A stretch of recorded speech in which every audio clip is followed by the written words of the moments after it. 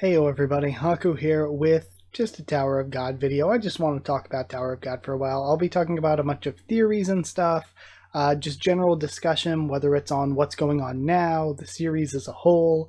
I just wanted to talk about Tower of God. I was thinking so much about it after the last chapter and after answering everyone's comments, so I'll probably bring up some comments here in a little bit and use that kind of like, I don't know, use that sort of maybe as a template for what I'm going to be talking about. But yeah, I was going to take notes for this, but I didn't have time. And I was like, I don't know when, if ever, I will have time. So if it's record now or never, I'm just going to record something now, just off the top of my head, see what we can do.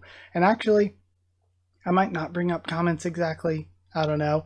But either way, yeah, you're just going to see me ramble about Tower of God.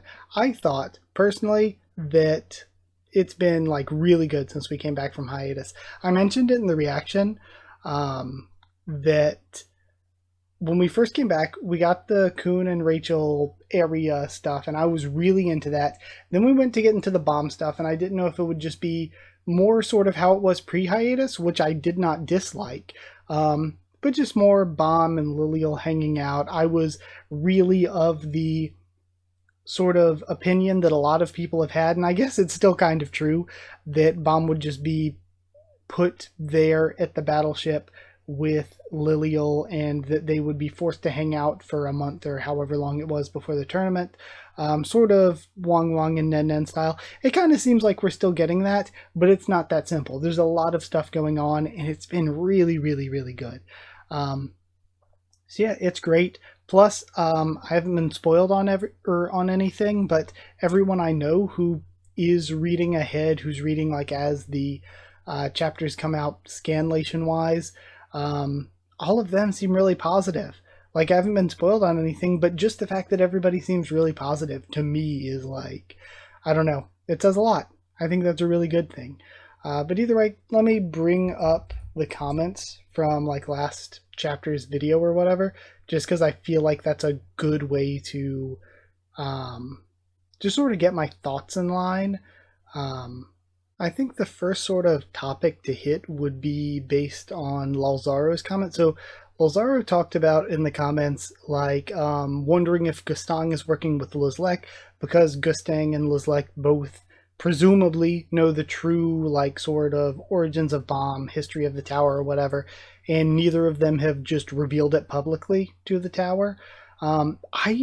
It's possible that they're working together, but I don't think so, just because I think that would make it would be weird for FUG. I think in general, though, FUG is just in such a weird spot where, so the Slayers are supposed to take down the family heads, and what I've been saying for a long, long time is we've seen that the Slayers all have special powers, and the special powers can presumably allow you to kill a family head regardless of their contract, because Bomb's an irregular.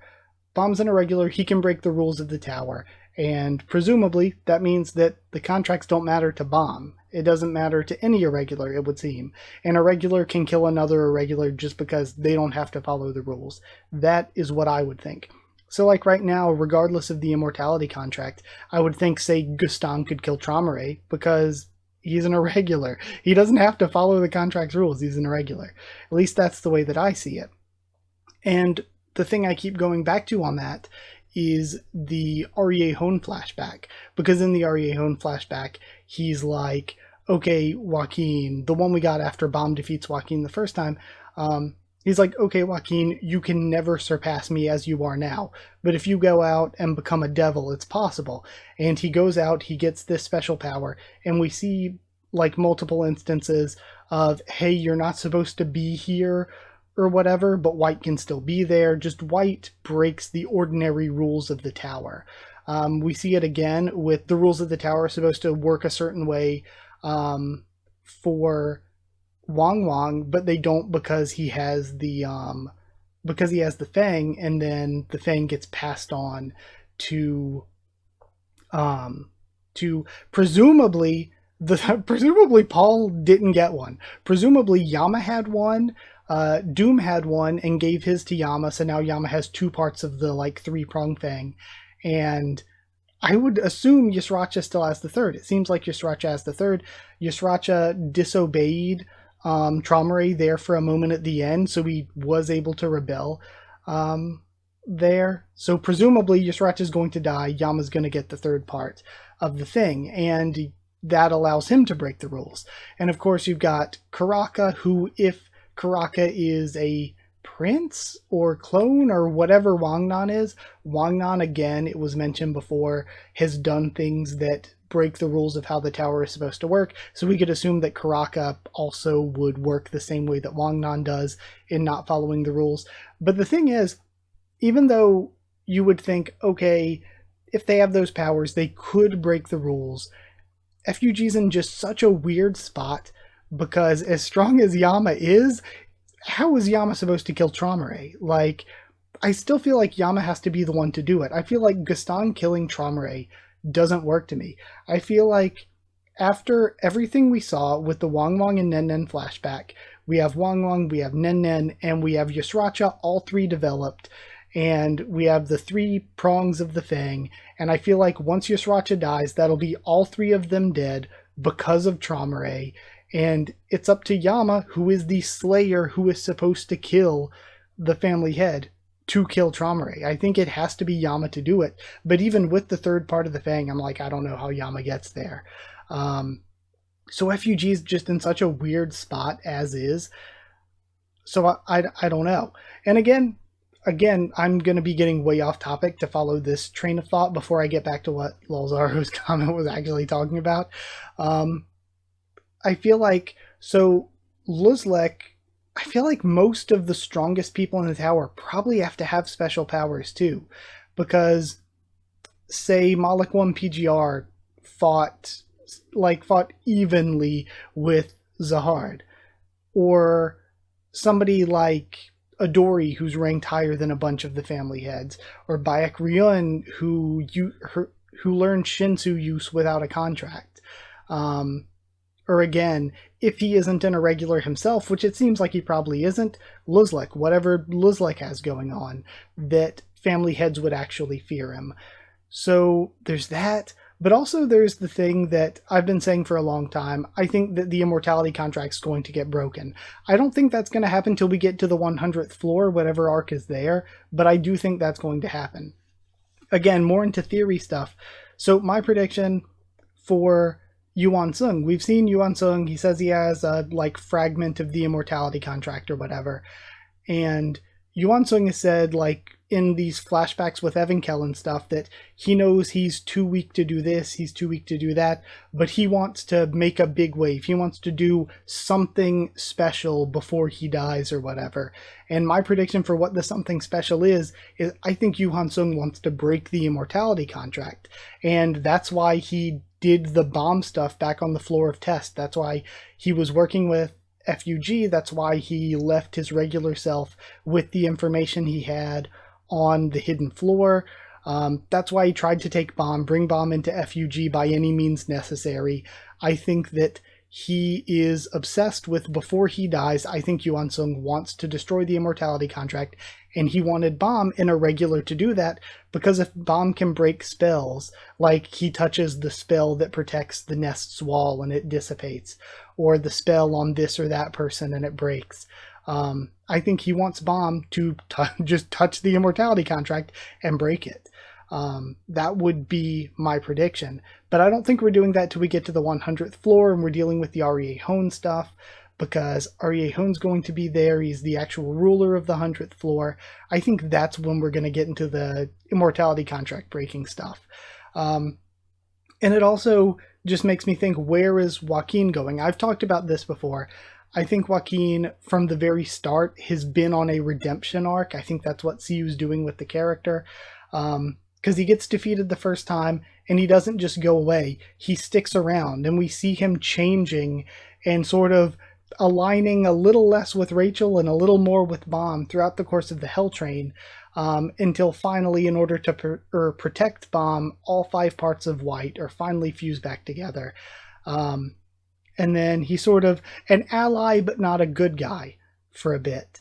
And then we see that it all boils over and he's like, oh, when I have my full power back, oh, when I have my full power back, things will be different. And then he gets his full power back and he decides to go after Bomb then and there immediately.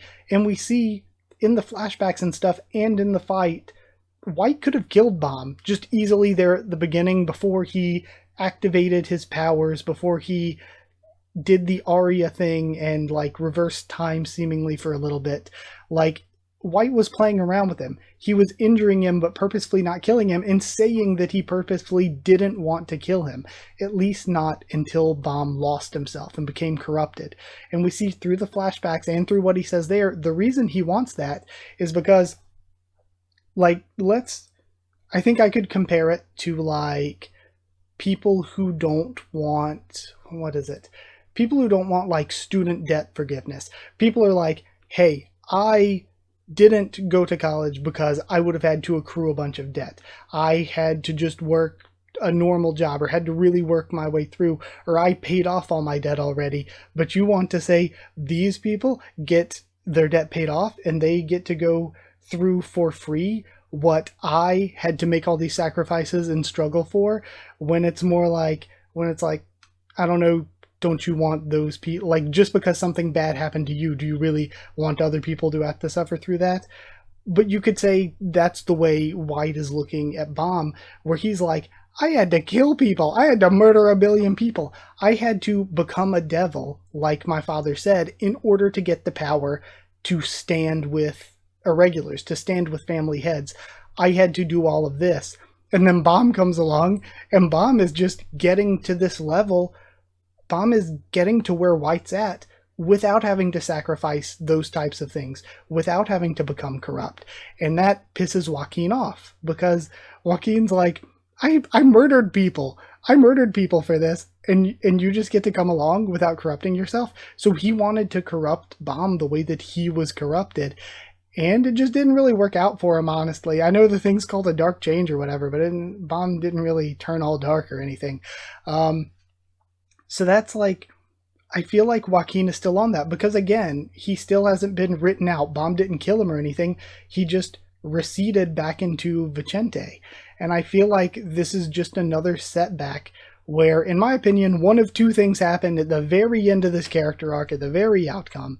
Either Joaquin, I think either way he's going to get his redemption arc and just sort of want to fight Ariejon the right way without doing it like corrupt. He's going to want to stand against him, and maybe that's before or after the contracts are destroyed, who knows. But like, does it really forgive him for killing all those people? Like, does it really absolve his sins? I don't know. But then again, we just saw Yuri murdering innocent, like, random tower native people, so who knows what the morality that CU's got going is, where he's like, White's a good guy now. But either way, I do think Joaquin is going to, get his redemption, and either A, he gets his redemption, he fights against Ariejon, and he wins, and he's the one to be the slayer who slays Ariejon, and that's the character arc. Or, this I think would be less satisfying, he gets his redemption, and he fights Ariejon, and he still loses, to show that the family heads are those guys. Like, no matter, like, even White having become a good guy does not win. Ariejon still wins. So I think either way, he gets his redemption, but he might win, he might still lose. So that's what, like, I don't know. FUG is in just such a weird place. So I don't think that I don't think that Lizlek would be working with Gaston, but I mean, you can't rule it out. So to get back on what we actually saw this chapter and what Lilzara was talking about, I don't think so. And for like, okay, so I talked about, in my response, I talked about like what I think from this chapter in his conversation with Kuhn, what I think Gaston's motives are. So I think that his motives are, this is nothing new. Everybody says, oh, it's connected to N. Yeah, it's connected to N. I think that probably because of N, he dislikes Zahard's way of doing things now, even though he supported them before. He says that the history of the Popadow family is wrong and he wants to correct it or whatever. So again, history of the Popadow family. He has been spreading that false history and now he wants to correct it. And also, he was the one who came up with the princess system, which is the system that, like, precipitated everything that went wrong with his own daughter, with Eurasia N, and probably his love life and relationship with Eurasia Blossom because of it. So he could genuinely feel like Gaston could be on his own, I don't know if I want to say redemption arc, but he could really feel bad about what he's done in the past and want to right his wrongs. He could say, I messed things up and made things awful for my daughter, and I also sort of helped Zahard establish this corrupt empire, and he could say, you know, I kind of want to change that now. And when he says, you'll find out why I need Bomb, and I will too, I think there were kind of three possibilities that makes me think of. Either, like, the first thing I thought of when I was reading the chapter is he was like, I'll find out why I need him too, as in, like, once Bomb's here, like, by Bomb's power or his actions, then he'll prove himself. Like, basically he wants Bomb to prove himself. But, you know, that's thinking, like, not, like, literally. Thinking more literally, like, I'll find out why I need Bomb. It could either be that we know he has the Fitbit, and the Fitbit supposedly has Zahard's weakness. Maybe he needs Bomb for the Fitbit, but he doesn't know why he needs Bomb. Like, maybe it's something that can be used against Zahard, or maybe it's like an information receptacle, but he tries to access it, he tries to open it, and it's like, nah, you need Bomb to open it. And he's like, why? Why? I'm an irregular too. So maybe that's why he'll find out why he needs Bomb, because Bomb's the one who can use the Fitbit that has Zahard's weakness. Or maybe he's working with or for someone else, and the other person that he's working with is like, yeah, we need Bomb for this, but Gaston doesn't know why they need Bomb for it yet. That could be Lizlek, but I would personally, because of the connection to the Floor of Death, him showing up at the Floor of Death, I would predict that Gaston is working with Enryu or the outside god before I bet on Lizlek. That would be my prediction for that one, is that he's working with Enryu or with the outside god. I also wanted to shout out two other sort of, I don't know what to call them, theories or takes on what Gaston meant by that too, that I've seen and stuff. Just before I started recording and stuff, Elegius on Discord said that he thought it could be a situation where, sorry, trying to remember off the top of my head, a situation where Gaston, sort of like how Zahard tried to erase his history, went to the hidden floor and erased all the history there, trying to hide things. And the way that Traumeré also tried to erase his history by erasing his memories, feeding them to Leviathan, there's a chance that Gaston could have also tried to erase his memories. And in doing so, that's why he's like, I need Bomb to get my memories back, and that's why he doesn't know why he needs Bomb, but then when he gets his memories back, he will know why he needs Bomb. And Light Prayer on YouTube said something similar. Their profile pic looks familiar, so I might be remembering them from a different name. But Light Prayer said that they thought Gaston and all the family heads were also mind wiped. Like when Zahard was going out to like erase history and everything, that the family heads also had their like sort of history erased. And maybe that's why Gaston doesn't know why he needs Bomb, but if Bomb can break whatever illusion is over him, then he'll know and all that. And then lastly, the last topic I wanted to talk about, I think, unless I remember anything else off the top of my head, I've talked about this theory a bunch before, and I'm going to lead into it with something that's sort of more important to the last chapter or two that we saw. And Cameron Etheridge was saying something that a bunch of people have said, which is, does Yuri have the real Black March? How did Yuri get the Black March? I guess Bomb could have sent it to her at any time, and I kind of agree with that. Like, Bomb could have sent the Black March at any time, because remember in Season 1, Bomb was like, the Black March isn't mine, it's Yuri's, it's just something I'm borrowing. So again, at the last station, he could view it as something he borrowed. He could also see it as a lot of trouble for Yuri if she doesn't have it, so it would be important for her to have it. So at any time during the sort of time skip we had, he could have sent it to her, or maybe it just could have gone back to her after he finished using his power there at the last station. Either way, I think it could just be explained pretty easily. Just, yeah, Bomb sent it to her at any point. And then they got to talking about like the black Shinsu that Bomb used when fighting White, and I just think the black Shinsu is just Bomb's Shinsu. When he uses his own power, I get in quotes his own power, against Data Zahard on the hidden floor, he uses the black Shinsu. And also his orbs are colorless, so I've been on the thing for a while that ever since Bomb did Revolution, ever since he got his own power, he got his orb and everything, that his Shinsu is colorless and black. And that leads me into a theory that I've talked about a bunch before, but I wanted to end off this video with so I could talk about it more, because it's just a really fun topic to me. I love talking about the 13 months, and also the family heads and all. But to start off, part by part, a long time ago, Siu said, or I don't even think it was a long time ago, it might have even been as recent as like Hidden Floor or something, Siu said in a blog post that all the family heads have different Shinsu colors. We also know that, you know, the family heads aren't just the 10 of them. They have Zahard, and they also have the 2 sort of hidden from history ones, V and Arlen. So there are 13 Great Warriors, and there are 13-month series.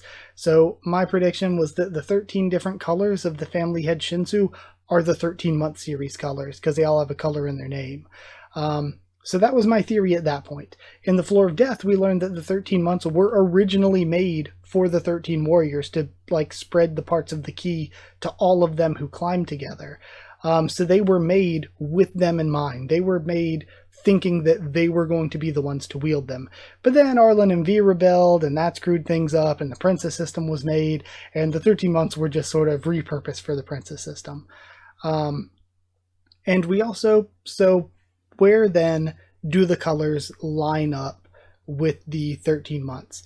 We see in the Hidden Floor that Zahard's Shinsu is gold. Also, the only S rank among the 13 months is the Golden November. So Golden, Zahard, that one seems really cut and dry, really simple, makes sense. Gastong's, you could argue, is colorless. For me, from what we've seen, I think Gastong is silver. I think Zahard's gold, Gastong is silver. When he uses his powers to like blow all the stuff up at the Lopobia ship, I would say that the little like slices that go through as things are blowing up look silver. He also has like a silver aura around him in the Floor of Death. The book he uses when he's like reading like Ruination or Destruction or whatever is also silver. So I think Gastong is silver. Traumaray confirmed. We've seen that Traumaray Shinsu is green. Every single Ha family member we've seen, except for Yura, and I guess Jinsung, but Jinsung is like, so every Ha family member we've seen, like Yuri or Novik, or we haven't seen Haruta use abilities, but they have red eyes and they use red Shinsu, so I think we could say Hayurine is red. The exceptions to that being Yura, whose Shinsu and stuff looks like her father's and has a design after her father's, and Jinsung, who just uses like the basic like default blue, but then also he's like a what is it, a defector from the Ha family, so maybe that's why he like chooses not to use red. I don't know, or maybe it's just because of his martial arts. The REA families we've seen all use white, so we could assume that REA Dahone uses white Shinsu. That one seems pretty clear. Kun family members, blue. Again, that one's pretty simple. Except, like, there's also an indigo. There's, like, indigo July and blue August, so it's like, what's the difference between blue and indigo going to be? I know in different cultures, blue is different things. Like, in Japanese, like, the line between blue and green can be kind of weird. And also, I think in some languages, correct me if I'm wrong, I think, like, in Italy, like, blue and azure are two different things, and it's like, it would be weird to consider them the same thing. Like, I guess similarly to the way that we consider red and pink to be different things, even though pink is just light red. So yeah, I don't know what the difference between blue and indigo is going to be here. I'm not quite sure. Then, like, to continue on, Bomb in the Hidden Floor, when he finally uses his orb and his power, it's colorless and black. And the reason I'm sticking with colorless and black is because when you look at the colorless December and the Black March, the colorless December was used by and sealed with Eurasia N, who had a connection to and learned about and had the pocket of Arlen. So there's a good chance it was made for Arlen. And what if Bomb gets it in the future, and maybe the colorless December is like an orb or something to cast spells. And also from the very beginning of the series, not only does he use Black Shinsu now, but Bomb has had a connection with the Black March. So that's why, to me, Bombs is colorless and black, because we see that Black March could have a connection to V. It would have been made for V, because it's had a connection to Bomb from the beginning. And also, the colorless December has this connection to N. So that's why I would say colorless. Well, I guess colorless has a connection to N, but N is Gustong's daughter. So I don't know. Maybe you could argue that Gustong is colorless. I don't know. I would say Arlen for colorless. But Gustong for colorless, there is something to be said there. So maybe silver or even dark could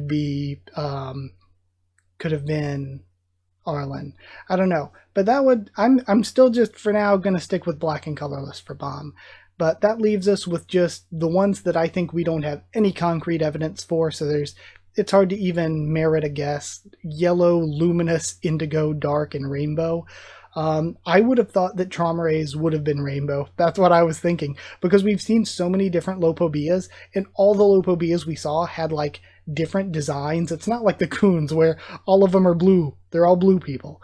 And then like all of the white hair Arya members, all of the sort of red eye, red Shinsu Ha family members. So like we saw so many different, like I figured all of the families would be kind of like that, and we just saw so many different members of the Lopobia family that I figured Trauma Rays would be rainbow, but no, Trauma Rays is green. So rainbow, I guess the ones we like, the family heads, we don't have any like way to connect to any, or Blossom, we don't know anything. All we've seen from the Eurasia family are like 4 Fonsicals, and they're all kind of different. Luray, again, just uses like the basic default. He didn't pay for the battle pass. He doesn't have any of the cosmetics. He's just using the normal Shinsu. And then we have Irure, who uses like the wind Shinsu quality, but also has like a pink design. And I don't know if we see her just plain Shinsu. I think we do. I think it's just pink. Yurure, who I don't remember, probably also pink. And then Drac had a green design. So maybe, who knows? It could be anything. Maybe Rainbow could be Eurasia Blossom. Then there's Ari Han. We have nothing to go off. The only Ari member we've really seen is Ari Bright Jaren, so nothing to go off there. Hers is like a light blue. It could be indigo or luminous, but like nothing to go off of.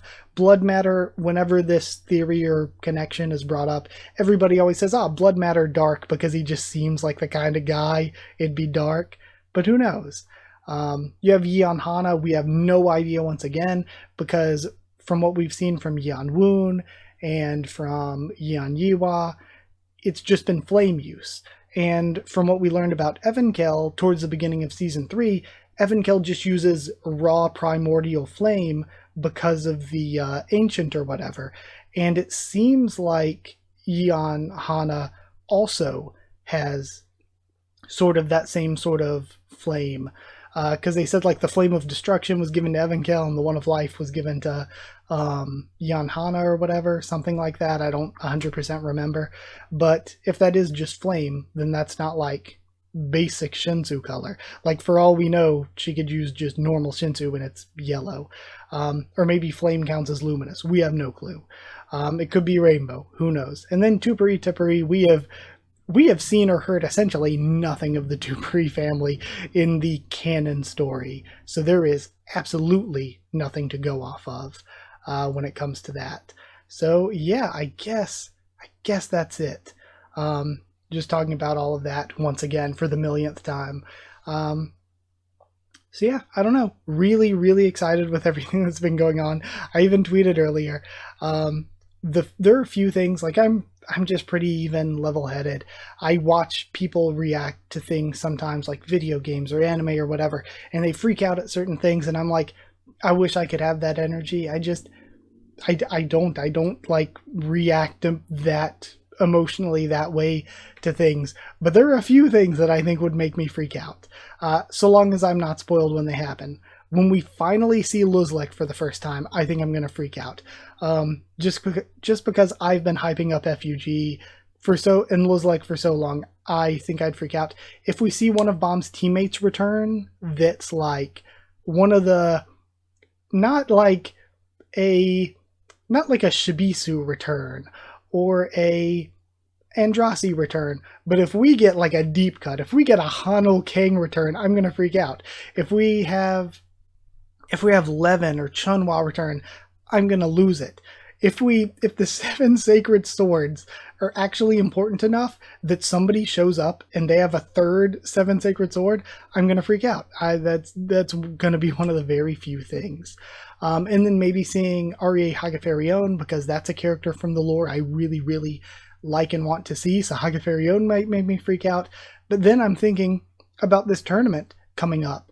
And I just mentioned us not having known anything about the Tupari family in the actual canon story so far. And it makes me think to myself, if we see a Tupari princess show up, I would freak out. Just give me something new, something unexpected, something that like I think it's really exciting that we got Tiara in the most recent chapter. We've seen Pobedao family members before, especially getting towards the end right before hiatus, where we're getting introduced to the trio of fools and Bellerir and all them. But it's really cool to see a person who had a chance to become a princess, somebody from the Pobedao family. It's cool to see new characters that are seeming like they're going to be important introduced from that family. From Pobedao, I don't know if I accidentally misspoke and said Lopopia. That happens so much. It even happens with the official translation.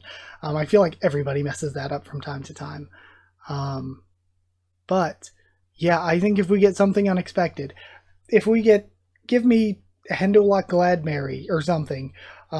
Give me a Tupari character. Like, give me something I don't expect. Like, truly, genuinely, like, out of left field. Like, because, I mean, you could kind of expect, okay, we're getting introduced to a Pobedao character because they're working with Gaston. Like, if you hit me with something that, after 550 plus chapters that I haven't seen yet, like some Tupari family stuff, even though in the lore, I don't even care that much about the Tupari family, but the fact that we haven't seen anything for over 550 chapters, if you hit me with something, I'm going to be, like, incredibly excited, unless they're, like, a, like, goofy joke character. Maybe even if they are a goofy joke character, that could be funny. Who knows? They could just say, yeah, Tupari, Purple Eye Brothers were part of that family. But yeah, either way, that is it. Long, rambly discussion. I just wanted to talk about Tower of God for a while. And like some of the topics from the comments, I was like, oh, I want to talk about that. But I knew that like if I did it to the intro for like next reaction, it would be too long. So yeah. Either way, that's it. Thank you so much for sitting through this. If you did like the video, comment down there. Tell me what you thought of all this, my thoughts and reactions. Just, we can talk in the comments if you want. We can talk on Twitter if you want. Follow me there. We can talk on Discord if you want. Just ask and I can give you a link to the server, free and open for anyone. If you want to help support the channel on Patreon or by becoming a channel member, it's patreon.com/Haku of the Tubes, or you can just hit join down below the video. And thank you to people who are already patrons and channel members. Thank you to chosen regulars Etchi0 and Evan Hawley, Magical Girl FR Nono. Shout out to FR Nono for like, I think 5-6 months. I think maybe 6 months by now. Cherryton student David Langstaff, Slayer candidate SG, and a regular Tyrone Beast. Huge thank you to all of you and all your support again over a time when I haven't really been able to do much. Thank you so much. Gonna try to get this video out. I'm recording it, like Tuesday? I'm recording it like Tuesday, but like I'm going to be trying to get it out obviously before the next chapter comes out, because then like it would be a bit pointless. I mean, to a certain degree you can say it's already kind of pointless because the chapters are already out for people who read scans, but you know, either way, it is what it is. I don't know what comes next, so it'd be pointless if I put it out after I read the next chapter. But yeah, either way, that's it. Thank you for watching, and I'll see you all next time.